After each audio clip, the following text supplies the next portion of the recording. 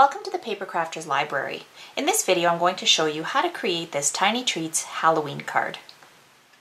So I'm starting with a piece of orange zest cardstock from Paper Tray ink that has been cut to 4 by 5¼ inches. And I'm going to be embossing it with the Paper Tray Tin Types Impressions plate. And it's this side that has kind of like a diamond shaped pattern.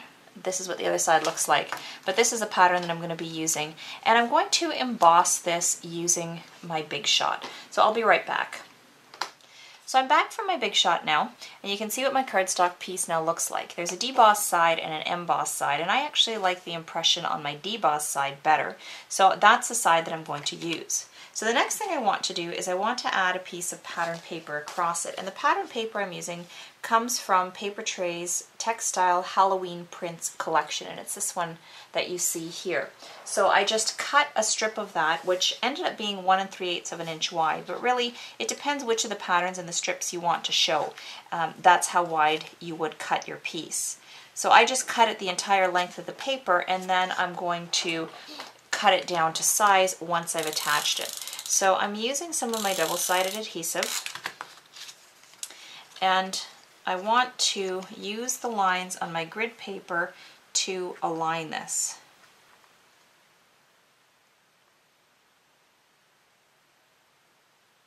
So I want it centered across my cardstock piece. So there you can see what that looks like. Let me just double check that it's straight. And yes, it looks like it is. And now I'm going to flip this over and I'm going to trim the end. So there you can see what that now looks like. So now the stamp set that I'm using is this one from Paper Tray called Tiny Treats Halloween. It has a coordinating die, the Matte Stack 5 die, and I went ahead and I die cut it out of another one of the prints on that Halloween Prints paper stack that I just showed you a few moments ago. So I went ahead and die cut that, and I'm going to set that aside. And I'm going to set aside my die, and I just used my Big Shot for that. Now this label that you see here, I don't want to stamp the whole label. Essentially I just want the circular part. So I'm going to take some of Paper Tray's Stampers Select white cardstock. I've already mounted my stamp to an acrylic block, and I'm going to ink it up with my Ranger Jet Black archival ink. And then I'm just going to stamp this towards one side of my cardstock scrap. So there you can see what that looks like. So now I just, as I mentioned, just want the circular part. Now before I do that though, I think I'm going to stamp my greeting. And the greeting that I'm using is Happy Halloween, and that also comes from that same Tiny Treats Halloween stamp set. So I'm just going to ink it up in my ink, my black ink, and then I'm going to stamp it on this line. So there you can see what that looks like. So now I'm going to punch this out, and I'm going to use a 1 3/4 inch circle punch. And I'm positioning, I've got the window of the punch facing me so that I can see where I'm punching, and then once I have it centered, I'm just going to punch out that image. So there you can see what that looks like. Now in order to give it a little bit of contrast, well, there's contrast. In order to give it a little bit more definition or make it look a little bit more finished, I want to mat it onto a cardstock circle. Now I die cut a cardstock circle using my Nestability Standard Circles Large, and I used the third from the smallest die for that. And I die cut and I embossed it as well, as you can see here, and I used my grand caliber for that. So I'm going to take my Happy Halloween circle that I just punched out, and I'm going to stick it, center and stick it onto my cardstock piece. And then I'm going to take, actually I'm going to start assembling some of these on my card. I'm going to take my orange zest cardstock, and I'm going to use my double-sided adhesive. I'm going to center and stick this on my card front. Now my card front was die cut, or was cut out of true black cardstock from Paper Tray. I cut a 4 1/4 by 11 inch piece, scored it at 5 1/2 inches, and folded it in half. So I've got a 4 1/4 by 5 1/2 inch card. I'm then going to take my label that I die cut with my matte stack die, and I want to center it.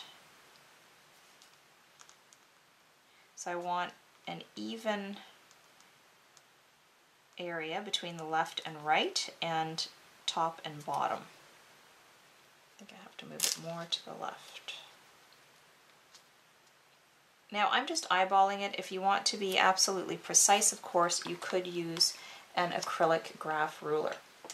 So now I want to mount this onto my mat, but to give it some dimension, I want to pop it up a little bit. So for that, I'm using dimensional foam. This is called 3D foam from Thermoweb.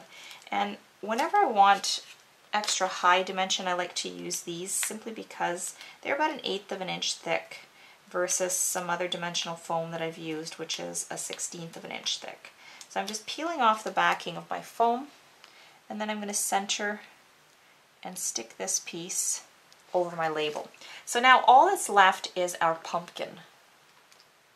So now my pumpkin image comes from Paper Tray's that same Tiny Treats Halloween stamp set. And my ink of choice when I'm coloring with Copic markers is Sukaneko's Memento Tuxedo Black ink. And my paper of choice is the Paper Tray Stampers Select cardstock. Now the Copic markers I've chosen for the pumpkin itself are the colors that Paper Tray recommends to coordinate with their Orange Zest cardstock color. So I've got YR12, YR15, and YR18. So I'm going to start by coloring my pumpkin.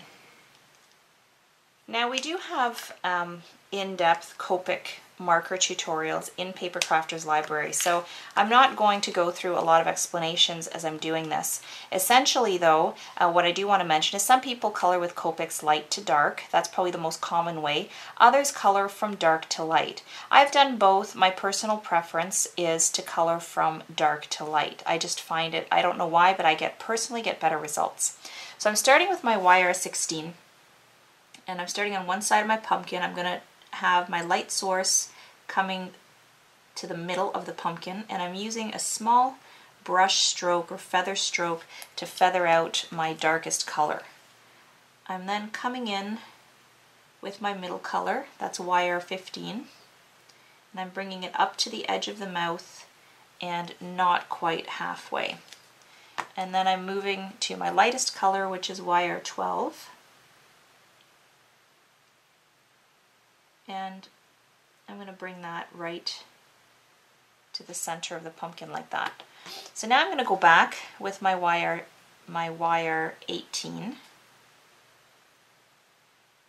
and I'm not going to bring it out quite as far as I did last time. Then I'm just feathering right at the edges to blend the edges.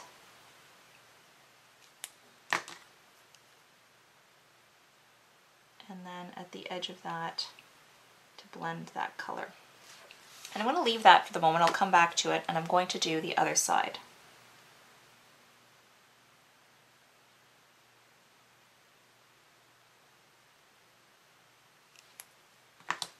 Now my next color, YR15.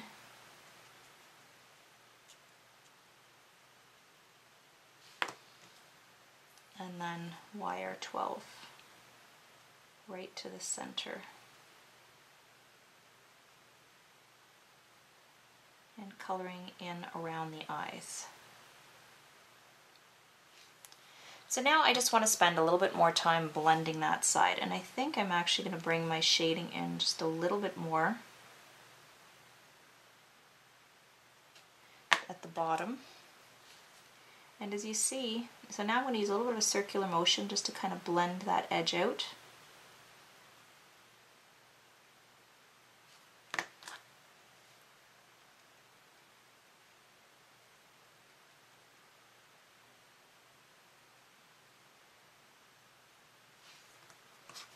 And then I'm going to do that on the other side.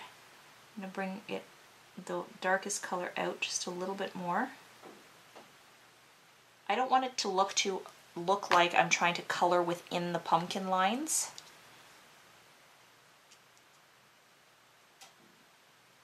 And you probably, the YR15 and YR12 seem fairly similar in color, in the depth of their color.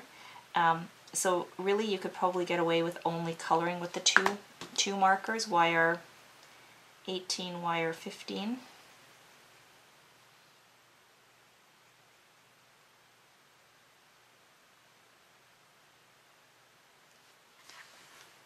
So there you can see what that looks like, and if you wanted to, you could work it a little bit more, and I probably will go through that process a couple more times just to sort of deepen the shadows coming in here.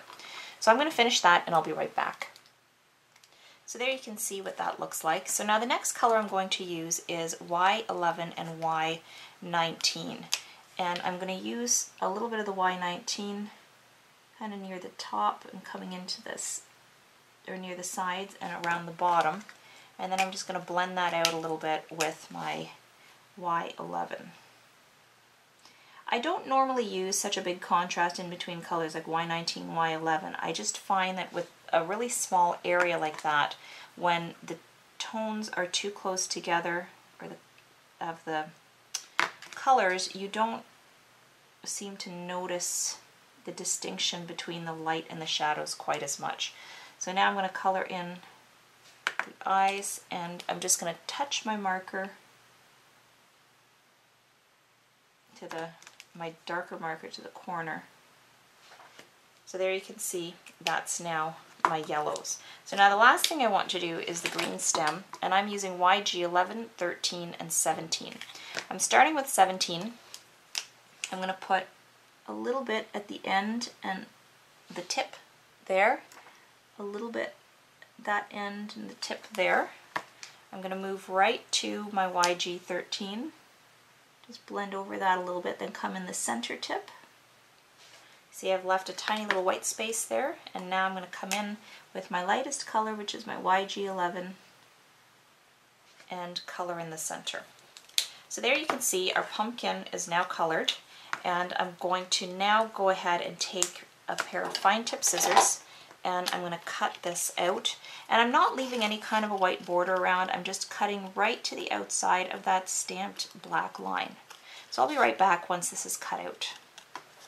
So I finished cutting out my pumpkin, and I've placed a Stampin' Dimensional from Stampin' Up! At the back. This is 1/16 of an inch high, so it's not as high as the ones I used to pop up the actual round label. And now I'm just going to sit the pumpkin on that dotted line and stick him to the center of my label. And there you can see our card is now finished.